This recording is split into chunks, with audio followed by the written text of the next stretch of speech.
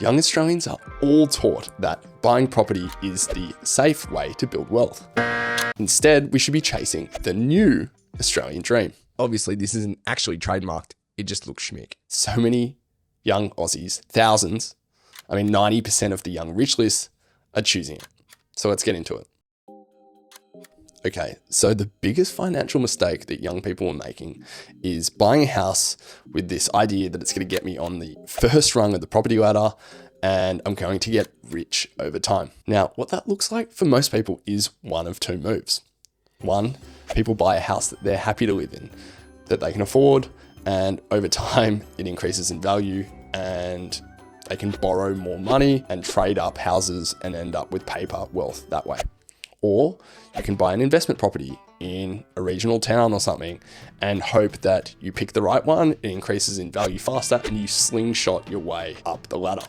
In actual fact, the property ladder used to function more like an escalator, with the rungs slowly moving upwards based on the increase in property prices, meaning more capital gains. And over time, you have a bigger salary and you have more borrowing power.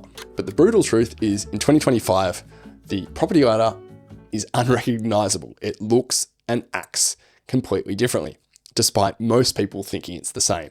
Today, the rungs are way further apart than what they used to be, and all that growth and fortune creation is actually happening way, way, way up top. An average unit in Newtown in Sydney at $840,000, growing at 1.55%. Or your average house in Penrith in the suburbs at $970K, growing at 4.13%. And compare that to the top rungs of the ladder, your Paddingtons, your Vaucluses here in Sydney, where the houses are $3 million, $9 million average, and the growth rates are much higher too. They're in your 6 to 8% mark or more. You see, the property ladder or the escalator is now out of order. Everyone's trying to get on down the bottom, and government policies that appeal to voters are helping that. Your 5% deposits, etc. Everyone's cramming on, but the debt that people are taking on to even get on the bottom rungs of the ladder, combined with those tiny growth rates, means people are still getting on. They're just going nowhere. Picture this.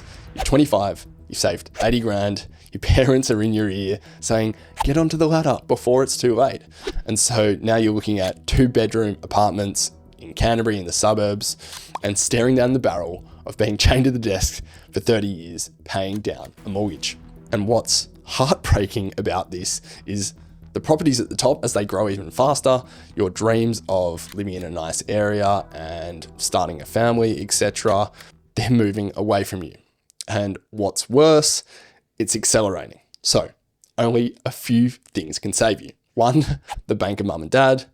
2, a fat inheritance. 3, Oz Lotto. And 4, well, I'm about to show you in a second. We'll get to that. Now, in before comment section tells me there are exceptions. Yes, there are exceptions. The investment property angle, the path pitched by the likes of Jack Henderson, etc., where you do your research, you pick an up-and-coming regional town like in Newcastle or your Broken Hill in New South Wales. They might open a new mine in the area, or there might be a lifestyle wave like COVID or work from home that pushes up prices. You might do well. You might score some growth. You might get a decent yield. But, and people don't think about this, but it's risky. You're borrowing big to take a leap of faith and buy into a town you don't really know that well, that usually has 1 or 2 big major employers. It's potentially cyclical, so if something goes south, you're exposed to the smaller population of renters in that town. And for what? What's the prize? You might shoot the lights out, get 10% growth for a decade, but if you miss the wave, you're kind of just a landlord in a town that you never visit, and then you find out that your tenant's been cooking ice in the laundry. I'm sorry, I should have said granny flat, because for some reason you always have to build a granny flat as part of these schemes. Yes, the dream of being a property mogul in your 20s is alive and well, mainly on Instagram. But what they don't talk about is that the yields are okay to good, the leverage, the exposure is massive, and that the upside is capped. Yes, the upside. And we'll get to that in a second. And that is part of the reason why the new Australian dream is so powerful. Now, allow me to be that guy for a second. The guy who mentions the unmentionable, the 2032 Great Australian Property Crash. No, look, I joke. This perspective in this video doesn't actually rely on property crashing, nor do I think it's going to happen anytime soon. I just pulled 2032 out of my ass, a bit like your average Oz Finance Redditor who predicted 28 out of the last 3 housing crashes. It is getting to a point where the risk of market failure needs to be priced in, particularly if you're levering up in a property that you're not living in. These are serious amounts of debt. The markets can be fragile, and the possibility of serious consequences, despite people not believing it, are always there. Okay, guys, we're getting to the new Australian dream shortly. I've got a couple more brutal truths to reveal. But before that, if you're liking this, check out my newsletter. The link's in the description. I don't push any courses. And chuck me a sub if you believe, like me, that Australia can get back to being the best at stuff again. I certainly can. Okay, I interrupt this video for a brutal truth. No one is getting rich off property anymore. At least none of the young rich list, which is this eminent list of the 100 people under 40 that have the most money in Australia, featuring technology founders and athletes and entertainers, and this handsome fellow, and almost no property people. Okay, I was wrong. There's a couple of property people. So in 2024, there's 2. We've got Scott and Mina O'Neill, who wrote this Rethink Property book, which I have read. I've read it so you do not have to. It is the Bible of the old Australian dream. And the other guy is Oscar Ledlin, who, to his credit, has actually invented this like new product, which is quite innovative. It's like co-working mixed with a warehouse. But I think in his case, it reveals a truth that the people on the list that have made money out of property, they've done it after they've done something entrepreneurial. So the era of making your bones in property just isn't there anymore. Like your Kerry Stokes or your Triggy Boffs, or even like the dudes that turned property into entertainment, like your Frank Loeys or your Justin Hems. That way of building wealth is clearly dying away in Australia. Property is something the rich buy when they have made their money and they want to get up the very top of the ladder where the returns are, where they can park their money. Now, we're nearly at the new Australian dream, but before we dive in, we've talked about the cost of buying an investment property, but what we haven't talked about is the hidden costs that no one tells you about. These are so hidden that they're not even in the fine print. Oh my God, how's that legal? When you take on a mortgage, which literally means death pledge in French, you are agreeing not just to take on millions of dollars of debt, potentially, or 30 years of repayments. No, you're agreeing to a bunch of opportunity costs. And what I mean by that is you are basically saying there's a whole bunch of things during this mortgage that I cannot realistically do. A whole bunch of pathways which are off limits. And in your 20s, that can be an absolute sentence. What does that mean? Well, it means you're effectively agreeing to not take more than a few months off, to not make bold moves in the workplace in case you get fired. It makes it hard to take a job that pays less, even if it has better long-term prospects. Sabbaticals are really hard, and overseas trips, yeah, good luck. Basically, your outcome is predetermined. And after all that, all you're guaranteed is a mediocre outcome. At current rates, most first home buyers are putting 40% of their post-tax income towards repayments. That's not freedom. That's jail. Do not pass go. Do not collect $200. Instead, pay CommBank $4,900. Side note, this randomly reminds me of like teen mums in the 90s.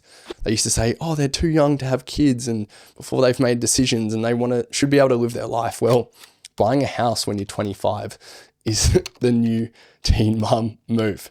You're just not ready and you deserve a shot of freedom. So a mortgage kills your risk budget. Your risk is your greatest asset.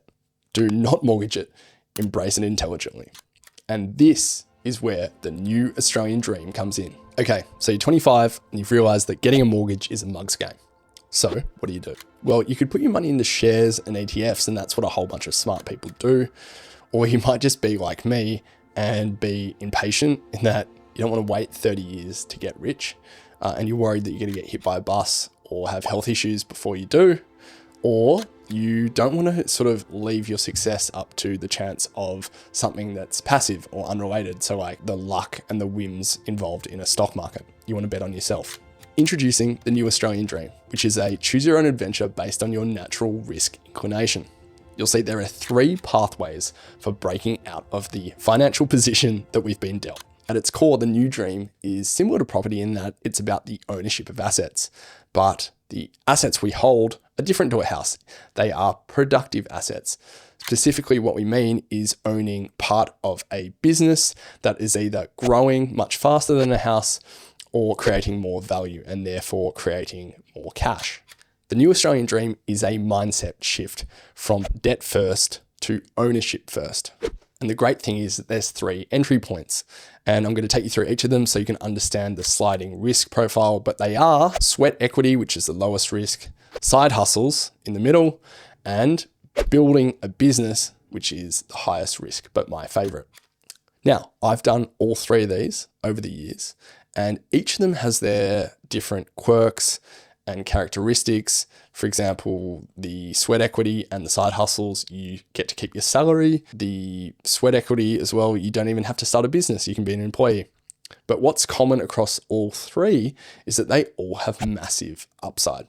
So over 10 years, each of these pathways can contribute, an extra $100,000 a year to your income. But because of the upside, there's also a chance that you have a 10x, 100x, 1000x improvement on that. That is what upside is. Is it some tech bro shit? Yes, it is.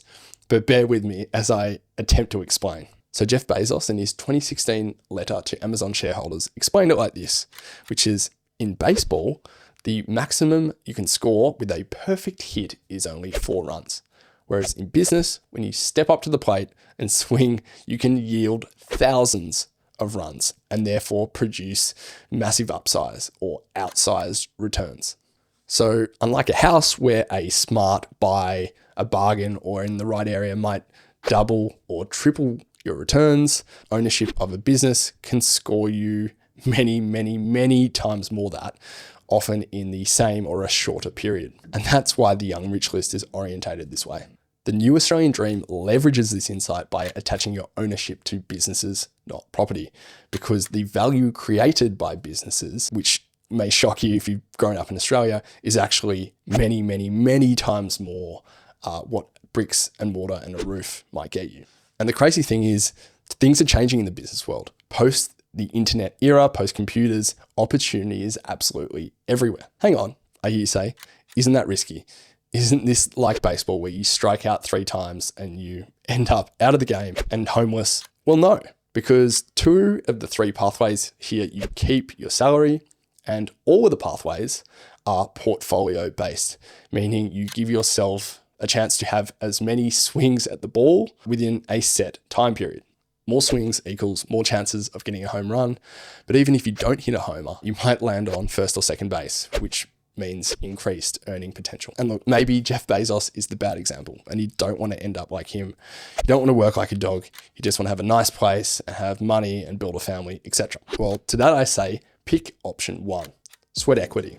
Lowest risk and a chance at good returns if you're willing to follow my approach. Basically, sweat equity is taking on a job that offers ownership in the company, shares or options, in addition to your salary. Generally, the smaller the company and the earlier you join, the more shares or options you get. And that was the case for me at Koala. I joined 2 years after the company started, and I got 0.01% of the company, which is today worth around $400,000 if you trust what the media is saying about that company. Yes, sweat equity is definitely now part of the culture at technology companies. It started in Silicon Valley and it's made its way to Australia, particularly in cities like Sydney and Brisbane. Just ask any of the employees of Canva, Atlassian, or Go1, or Airwallex, or even Eucalyptus, who have made thousands, hundreds of thousands of dollars from owning their shares, selling them on the secondary market, or even when the company lists publicly at IPO. Now, I did my first video on YouTube on this very topic, so check it out. Links in the description too. Now, before you stop me and say, oh, survivorship bias, not every company can be a Canva. Yes, I hear you. And that's why I advocate for an approach which is like building a portfolio. So basically you move around companies that are offering equity. If it's a good thing, you're onto a good thing, sure, stay and collect as much equity as possible. But if not, you can do 2-year bursts at different companies over a 10-year period. So you collect 5 tranches of equity, and that massively reduces your risk and increases your chance of doing well. And it's worth noting that you keep your salary. You still have a good salary at many of these places. So you're not completely risking everything. This is all gravy. And look, if it does go to zero, you will have learned so much at these smaller companies, and the other 2 pathways are still always open to you. Okay, door number 2 is the side hustle. And so the side hustle is basically a chance at trialing being an entrepreneur, at carving out some time and the headspace to have a shot at building a business whilst having the safety net of your salary all the while. Now, I've seen side hustles from podcasts to newsletters to e-commerce stores turn into multi-million-dollar businesses. But even if it never gets to that point, even if it only gets to an extra $50,000 or $100,000 a year in your pocket, that can be huge. That is money that you can invest. Now, let me be very clear. Not all businesses should be a side hustle. This should not be a service business. It should be a product business or a productized service. Again, I've done a whole video on side hustles, again in the description. Check it out if you want more details on that. But yeah, the goal with the side hustle is to increase your earning capacity by at least 50% in a year. So if you're earning 100 grand, you should be taking home 150 grand with the side hustle total. Otherwise, it's just not worth the effort. And the thing about a side hustle is it's a massive signal generator. So if you failed, you've probably failed upwards. You've got a better job as a result of the new skills you learned.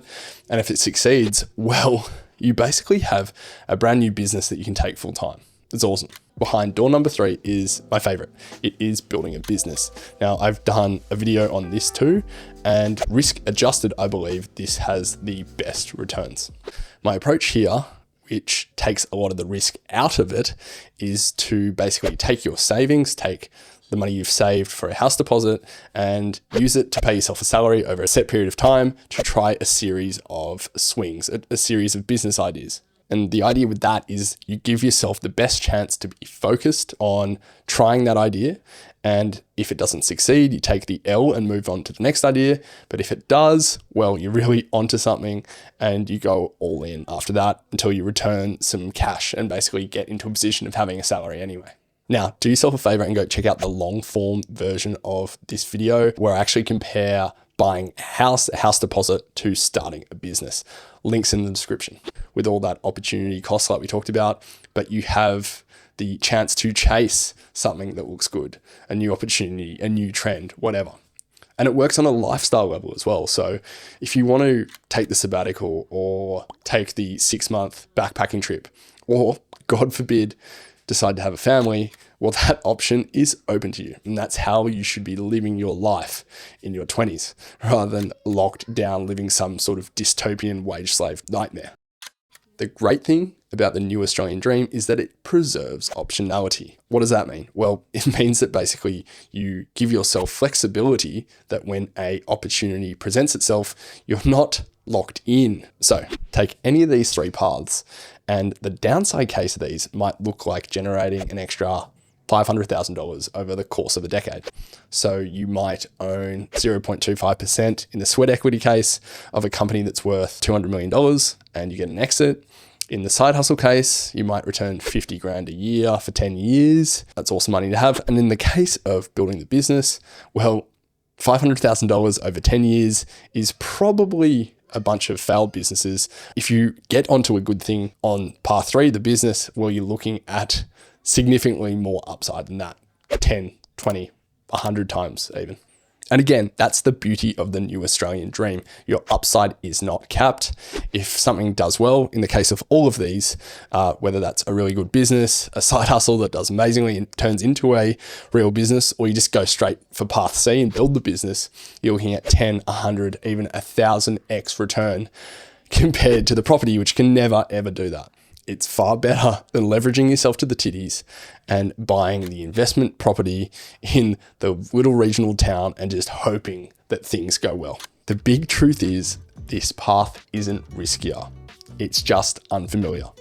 And this is how the new rich do it. And it's how you can do it too. That's it for now. Love yous all. Yibbity yibbita.